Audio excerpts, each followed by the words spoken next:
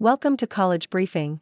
The content of the briefing includes some UPEI students having trouble getting into courses as enrollment grows, winning a Stanley Cup primary goal of Ottawa Senators' new owners, U Sports basketball tournament highlighting Black women in coaching coming to Toronto, Athlete Women Empowered Classic to showcase basketball teams led by Black women, why Daniel Hishaw Jr. wanted to be part of the answer to Kansas football turnaround. Some UPEI students having trouble getting into courses as enrollment grows. CBC.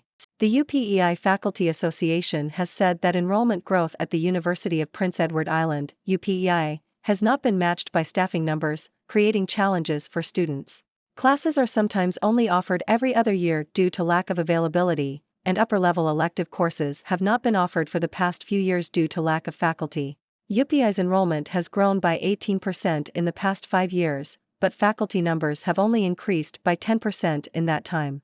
The university has committed to hiring 20 more full-time faculty over the next 5 years. Winning a Stanley Cup primary goal of Ottawa Senators' new owners. The Toronto Star.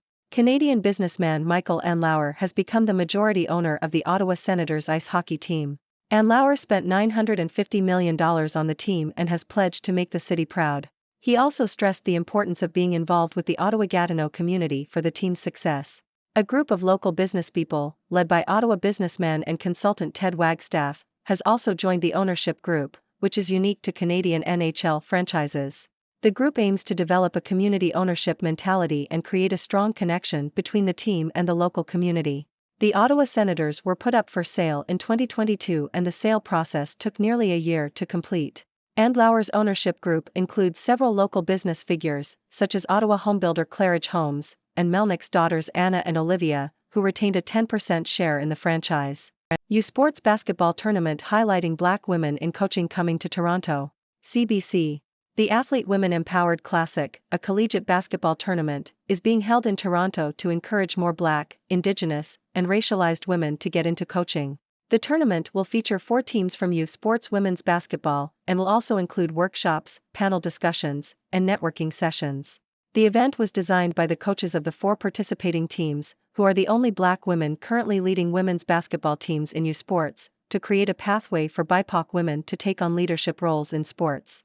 Athlete Women Empowered Classic to showcase basketball teams led by Black women. The Toronto Star. The Athlete Women Empowered Classic, a collegiate basketball tournament, is being held in Toronto to encourage more Black, Indigenous, and racialized women to get into coaching. The tournament will feature 4 teams from U Sports women's basketball and will also have workshops, panel discussions, and networking sessions with coaches, athletes, and industry leaders. The event was designed by the coaches of the participating teams to create a pathway for BIPOC women to take on leadership roles in sports. The coaches hope that the event will inspire young people, regardless of gender or sport preference, and expose them to women in sport. Why Daniel Hishaw Jr. wanted to be part of the answer to Kansas football turnaround. Yahoo!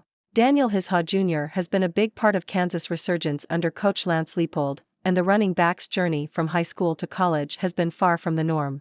When the Jayhawks were struggling, Hishaw knew he wanted to join the program and help lead a turnaround. Now, in his redshirt sophomore season, Hishaw is part of a 2-headed running back machine with Devin Neal that has helped Kansas become bowl eligible for a second straight season. The duo has rushed for 1,006 combined yards and 6 touchdowns each, and Hishaw was recently named to the Comeback Player of the Year watch list. Hishaw has overcome 2 hip injuries that cost him the majority of the 2020 and 2021 seasons, and his journey has given him a new appreciation for every moment on the field. "I'm glad I'm with the people that I'm here with," Hishaw said. "It means a lot just being able to prove to myself that I can come back and just play hard."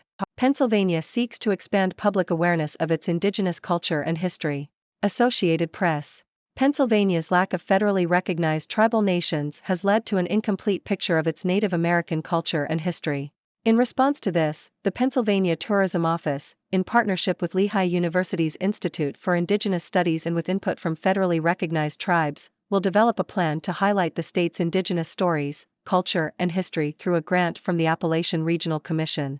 Over the next 2 years, the Institute for Indigenous Studies will convene a group of scholars and tribal members to outline specific projects to bring to fruition.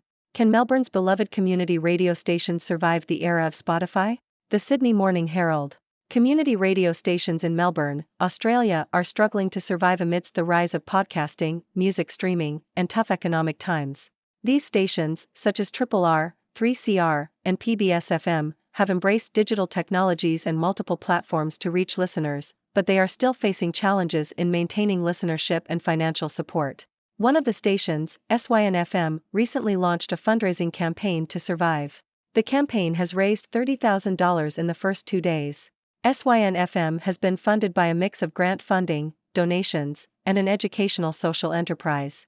However, the loss of Department of Education grant funding and the increase in operating costs due to inflation and rising electricity charges have worsened the station's financial situation. Despite the challenges, community radio stations remain important for giving young people an education in media and for connecting with local communities.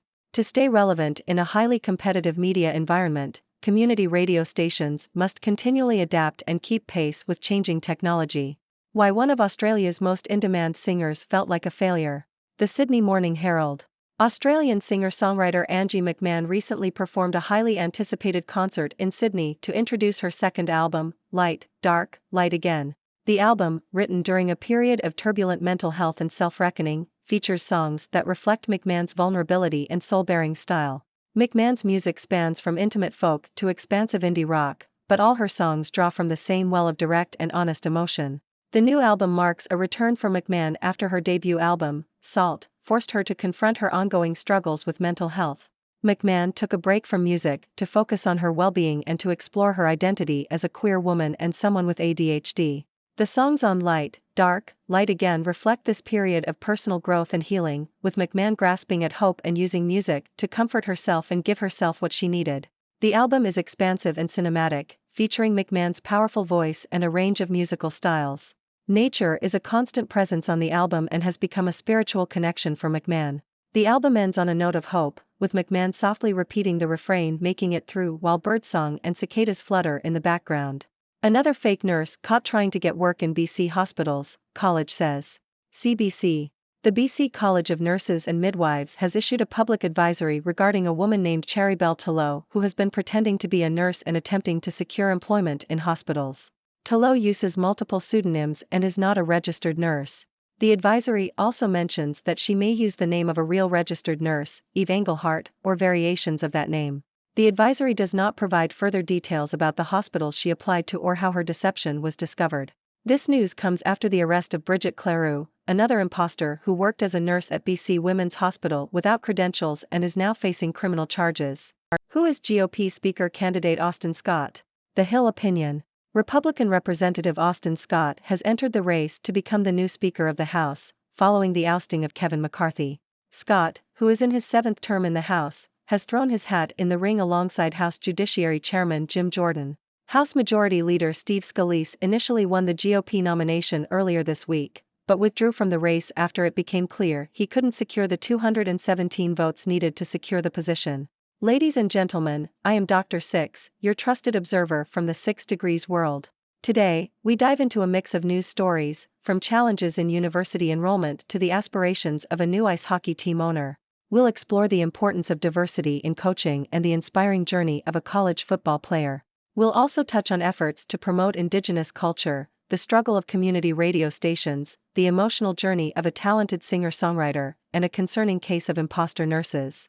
So, grab your popcorn and let's dive in. First up, we have the University of Prince Edward Island facing a challenge as enrollment grows but staffing numbers lag behind. It seems like UPEI needs a bit of a growth spurt in faculty to match the expanding student body.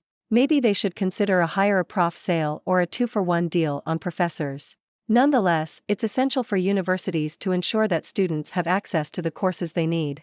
So, UPEI, let's get those faculty numbers up and give those students a fighting chance.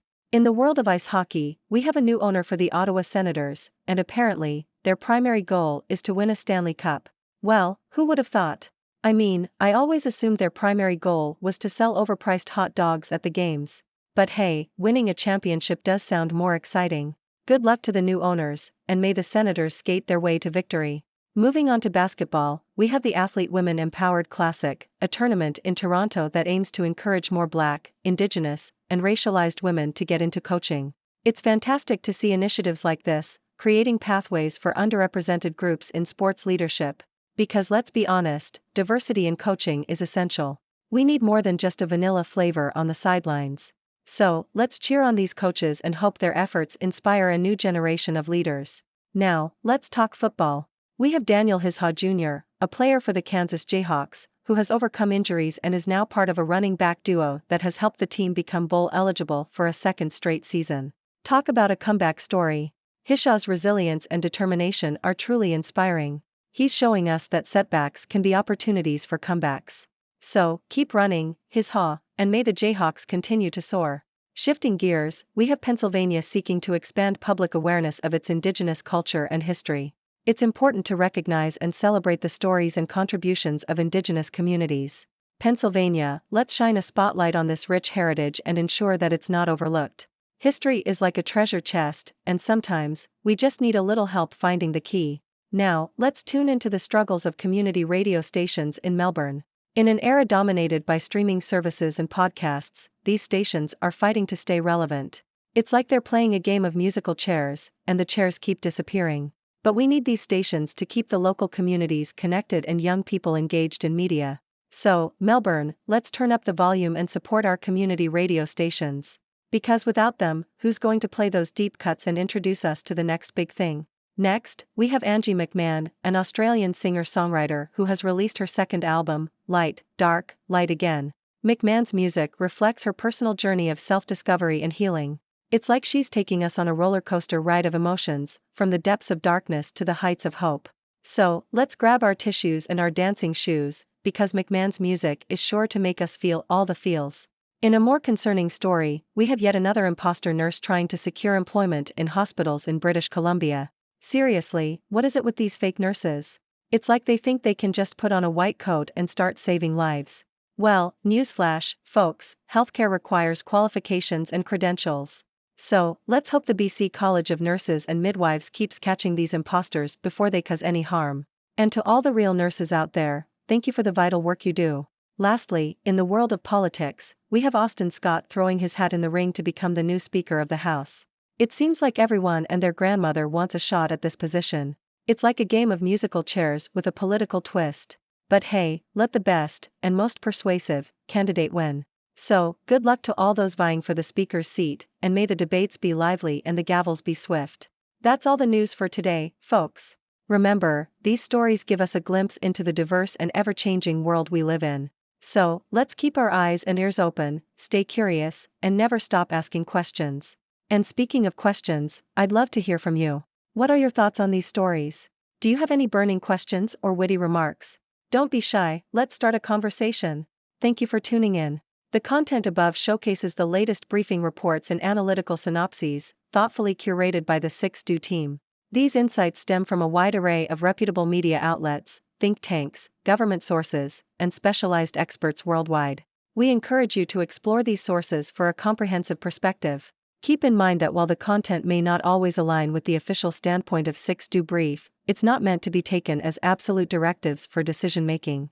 Comprising seasoned media professionals, learned scholars, and accomplished scientists, the 6Do team embodies a trailblazing, fully independent media entity.